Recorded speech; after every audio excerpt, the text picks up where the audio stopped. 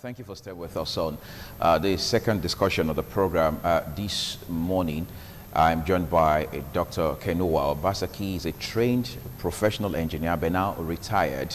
He has seen both sides of the coin. I mean, you've seen it here, and then you've seen it abroad as well. But he's here to help us make sense of some of the challenges we're dealing with as a people and as a country, and going forward, profile possible solutions to some of these issues that we grapple with on a day-to-day basis. Good to have you on the program. Thank you. Great.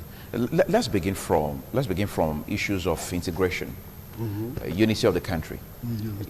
I mean, more than ever before, there's emphasis now on the need for Nigeria to become united. But it appears that is becoming increasingly difficult to achieve for political reasons in most cases. When you think about the unity of this country, what really crosses your mind? I think ignorance has a lot of part to play. Okay. Because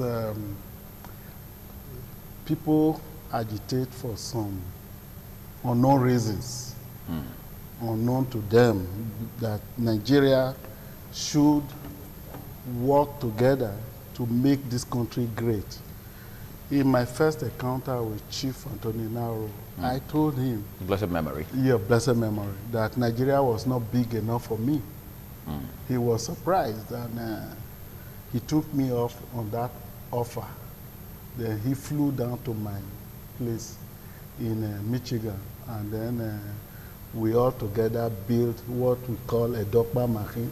Okay. And then we'll be working hard to see how to come up with various proposals for Nigeria.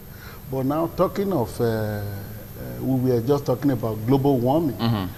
I made a sheet here. This is what you have here.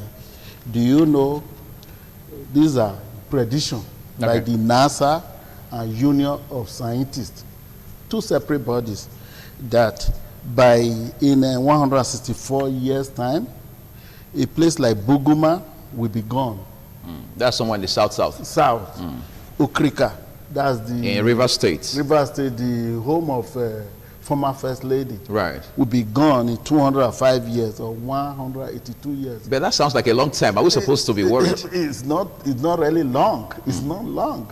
The world is about, according to prediction, the world will end in 1.75 billion years. According to prediction. According to prediction. I mean, Jesus Christ was just 2,000 years ago, right? And it looks like it's belongs, but no, that's very minute. And all, even Sapele itself will be gone in about 500 years. So Nigeria is shrinking.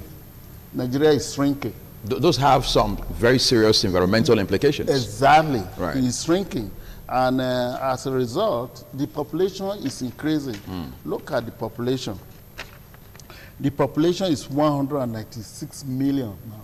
Right. And by next year, Nigeria will increase by another 5 million. Then you ask yourself, are we creating 5 million jobs every year? So incidentally, by 2020, we'll be looking at a population of over 2 million people. Over 200 million people. Yes. It's been climbing right from 1970, I mean, right from the day one, okay?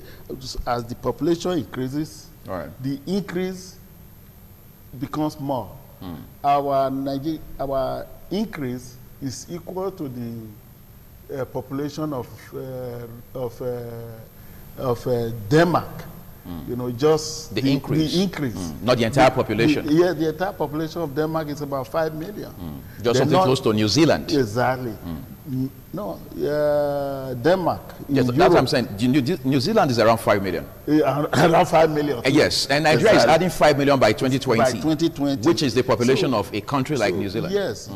Those are some of what made me challenge where we are going, that we are heading nowhere. So I came up with about 10 things Nigeria must do to really start turning things around. And I see the students, as stakeholders. So it's like the topic is on Nigeria of our dreams. The students are stakeholders. You know, when you talk about students, it's a good thing you were here early enough. You probably listened to a bit of the conversation we had before now. We talked extensively about education and so on and so forth. I did. Then when you got here a while ago, you talked about ignorance. Ignorance. Yes. Do you think students know enough about their environments and the realities we deal with? They don't. They don't. One thing is that Nigeria is undergoing, or our education system is what we call regurgitative education. Help us make sense of that. Right. And that up to now, we have not been able to impact on the country as a whole. Is very bothersome. Okay. It's very bothersome. And what we should start implementing is to find a way to change our educational system and make students become real stakeholders, whereby when they graduate, they can start creating jobs. But how do you do that? An average student leaves the university, 8 out of 10 graduates don't have jobs, if I'm not mistaken. We even hear now from some statistics that half of them are not even employable. Employable. Yes. Yeah, but we can't turn that around. Okay. What I have suggested is for us to change the educational system. Right. What am I proposing? Instead of just concentrating on the theory, we can compact the educational system into 3 years program. Okay. And then at what level? Tertiary, secondary? Yeah, first, second, and third. You know, whereby each student goes to his department and then complete their requirement.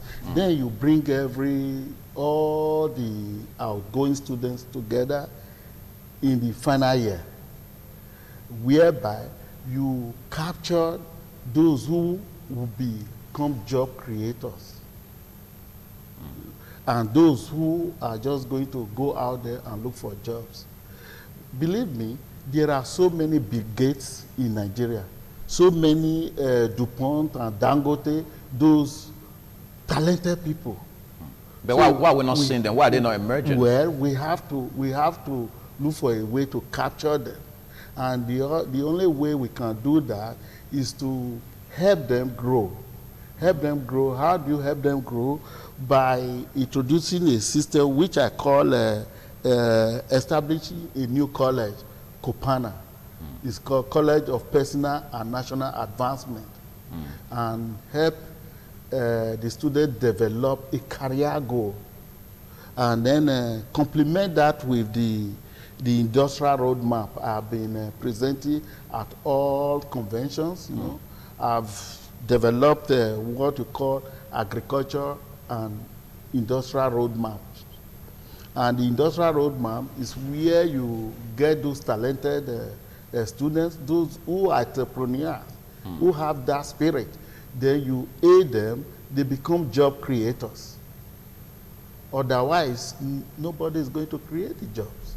Do you believe? And I think they can do it. Do you believe job creation should be an entire responsibility for the government?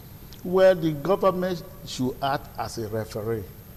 The government should aid the students.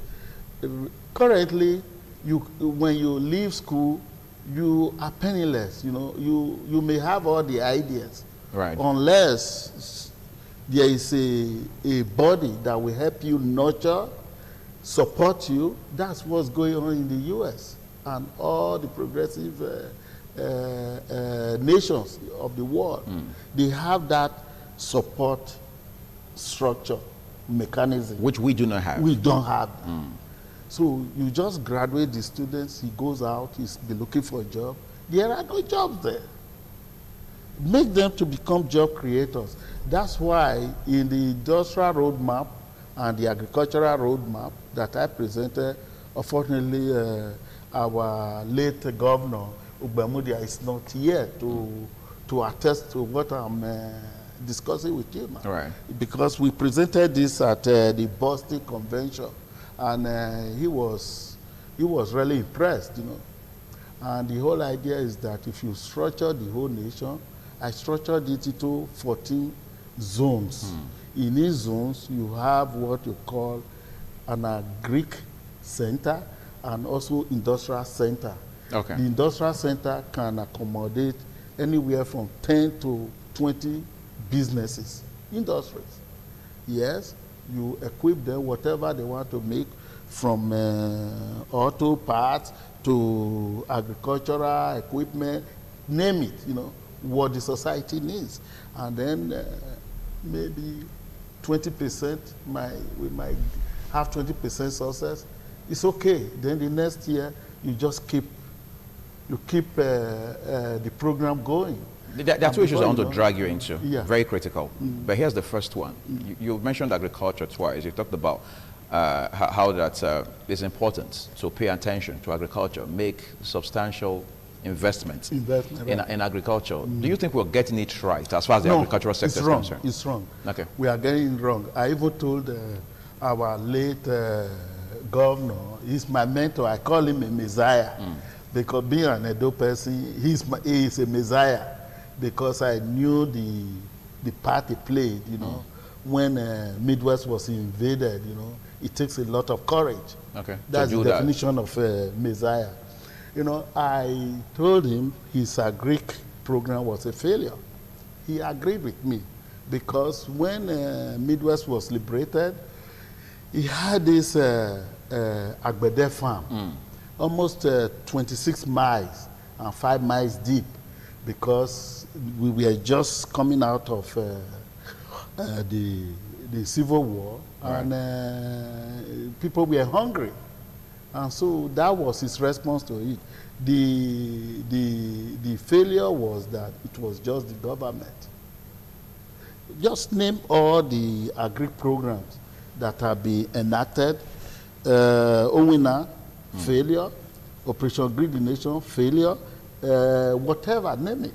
Even what the agri program Buhari is promoting, the surplusity of rice, we are doing this thing. It's still going to fail because there is no structure. Why will it fail? Because there's the Anchor Borers program of the CBN, which focuses on the agric sector. Yes, yes. A lot of persons I've spoken to say it's making an impact for the better. It is making an impact. But 10 years from now, what? Okay, you're looking at the longer term. I always look at the longer term. The same thing, when you are not old enough, when Ogbemudia started that. Obviously, I'm not old enough. Oh my God! There was surplusity of food. Okay. It was a response, and then but that was a short honeymoon. While he was still alive, that program failed, right? So when you have a program that cannot sustain long term, you know, it's a bad program. Let's make the most of the last 2 minutes we have for this discussion. You've talked about brilliant things. I mean, wonderful, sterling ideas. But we live in a country where there is infrastructure deficits. I'll give you an example. Just today in the news, for instance, somebody within government is saying that Nigeria will need to spend at least $100 billion every year for 6 years straight to be able to close the gap. What that means is Nigeria will have to spend over 30 trillion on an annual basis for half a dozen years straight to close the gap. But overall, the point is we are infrastructure challenged as a country. So how do we accomplish all of this in light of these constraints? Honestly, I don't weigh too much on infrastructure. Why? I weigh more on human infrastructure. Okay. You see, when you invest in human beings, you can never predict how far they can go. You know, that's why I talked about the Kopana, a way to now start empowering the youth as they get out of the university. They start their own business. They will generate the necessary fund because right now there are no industries. Sure. So if you support, say for example, we are able to capture just 1% of those graduates, and then they go into all this industrialization. They will employ more people and generate more income. But as one of the 10-point programs that I stated here, we have to start a new tax system. We have to implement a national work program and so many things. I tend to write a brochure on what I'm proposing and exactly what will pull this country out of the mess it is in. Because look at the chart. This is the chart. The chart is just growing. Whether we like it or not, Nigeria is just going to keep growing. But ultimately, 250 million. In the final analysis, do you think Nigeria can be industrialized? I mean, a point will come when Nigeria will categorically be referred to as an industrialized nation. Exactly. Yes, we can. Are we close at all? We are not close, but we can. Okay. We can, because you see, the human potential is what I'm emphasizing. You have a lot of educated people out there, you know, but you ask them, what are you doing? Nothing. You know, why do you educate people just to become unemployed? You know, so we want to challenge them. We want to empower them and be able to help them, help us get to the level we want the country to be in. I'm very happy. I mean, I'm excited personally, and as a Nigerian, that you've taken time and energy, made efforts and reasonable investments to develop on issues that affect this country. Just a while back, you made reference to the tax system in Nigeria, for instance, which means there are a whole lot of issues we must be addressing as a people if we must move away from the third world brackets. Yes. It's important we do that. I mean, the people in the so-called Asian tiger countries, they've not done anything beyond the ordinary to be where they are today. So which means if we are able to articulate our reality and we're able to do the right thing per time, we will get there. But again, that means we'll have to bring you back here a few more times to talk about these issues as developments unfold. I would like to thank you especially, Dr. Kenuwa Obaseki, for coming on the program. We appreciate it, and we do hope you enjoy the rest of your day. Thank you, thank you. This is where we'll take another break. We're back shortly to tie it up on this morning's program. Do stay with us.